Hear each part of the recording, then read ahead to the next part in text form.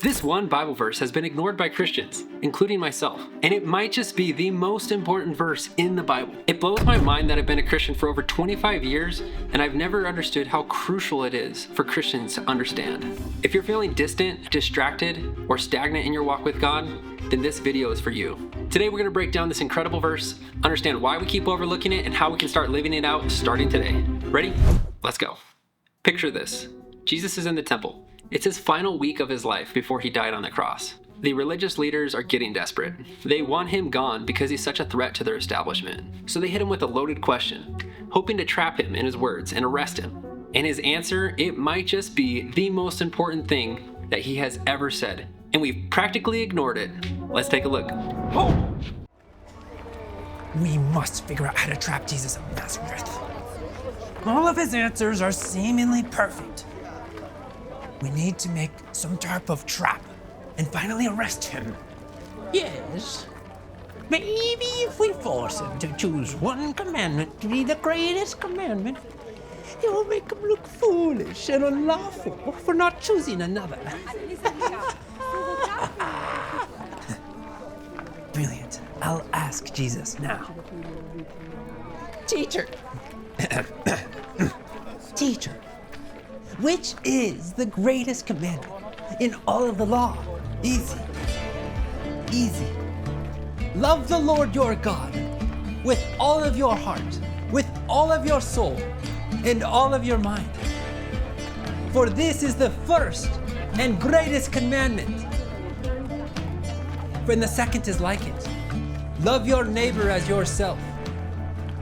For all of the law and the prophets hang on to these two commandments. No!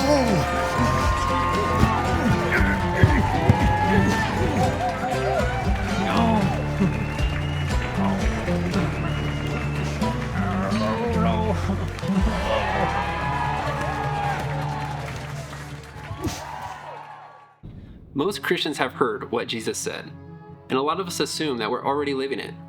But the key word that he used here was all. What does it mean to love the Lord with all my heart, all my soul, and all my mind? Jesus wasn't just having a mic drop moment in an intellectual showdown with the Pharisees. He was referencing Deuteronomy 6 and Leviticus 19 to give us direction, to give us a way to pursue a truly meaningful relationship with God. He was breaking the traditional emphasis on law and redirecting us back to love. This verse shook me. It made me examine my life, my actions, and my focus. I've always put my best effort into whatever task, adventure, or challenge is in front of me, but had I never actually asked, how can I love God and others more? It's an extremely powerful question because we can always love God more. There's no limit. It's a question that should excite you and cause you to look forward to learning new ways to love God and others. And by giving love and serving others, we are fulfilling Jesus' greatest commandment. If we want more love in this world, we need to follow Jesus' greatest commandment. This commandment is daunting. It's seemingly intentionally ambiguous. So its true meaning will depend on what God puts onto your heart. If you have an honest prayer with God and ask him, what does it mean for me to love you with all that I have? I can assure you that God puts at least one thing on your heart. It might be to forgive someone who hurt you, to restore a broken relationship, to spend time with God each morning, to serve someone who's struggling and be there for them, to create a song, create something beautiful, to break an addiction. Maybe it's to stop worrying and start trusting God. Whatever it is, God will lead you to what's most important right now.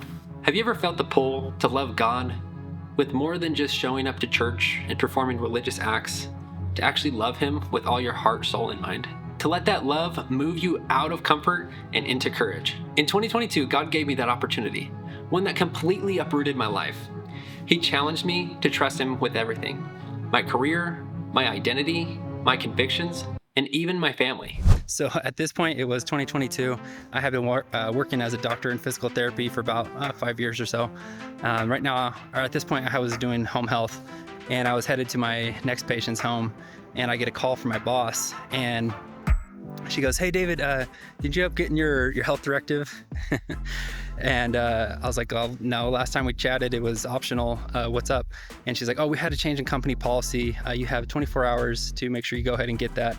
And you don't qualify for any exemptions." And I'm like, "What?" Like, what is going on here? And at this point, I knew that this health directive was not something that I was particularly interested in. And the crazier thing is, we had just had our newborn son just 2 weeks before this, and a toddler in the house.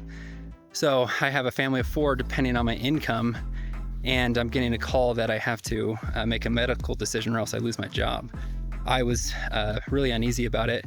So God gave me the idea just to say, hey, I'm starting my paternity leave starting today, and I'm not going to get that right now, but I am starting my leave right now. So I ended up doing that, and we had started our resale business a couple months prior to that as some side income. I really felt kind of God saying, hey, if you want to take this opportunity to go all in on the business, this is a great chance. And so basically for the next 3 months, I dedicated every single day that I could towards just figuring out how to become a successful reselling business. And at the end of the 3 months, we definitely were nowhere near where we needed to be, but I could see that we were making just a lot of progress, and the trajectory of the business was looking good if we kept up the momentum that we did. So in total, we spent 9 months reinvesting every single dollar that the business made back into the business for more inventory, supplies, and all that. And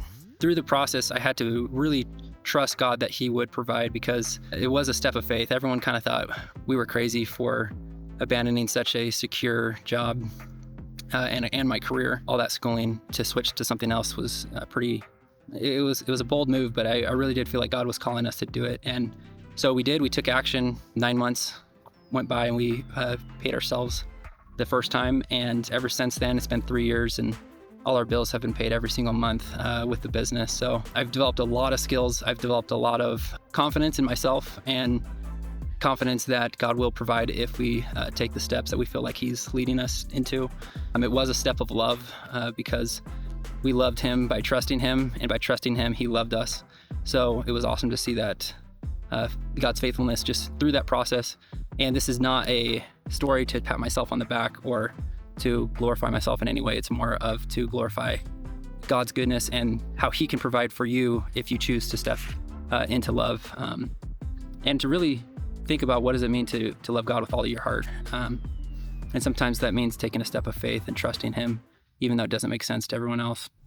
So here I am with you, taking my next leap of faith, starting Spotlight Ministries, to love Him by serving you, the listener.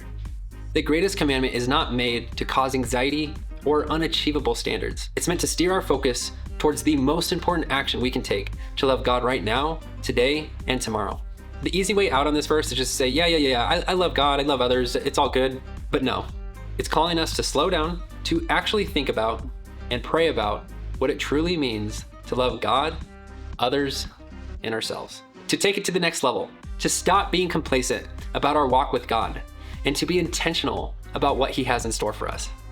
Now keep in mind, I'm not a pastor, I'm not a theologian, I'm not a biblical scholar. I'm just a man trying to live out the greatest commandment. If I were an average YouTuber, I'd ask you to like and subscribe, but I'm not gonna do that. What I want you to do is press pause, and I want you to actually talk to God and say, God, what does this verse mean to me? What is the most important action for me to love you with all my heart, soul, and mind starting today? Let me know in the comments. What's God been telling you to do?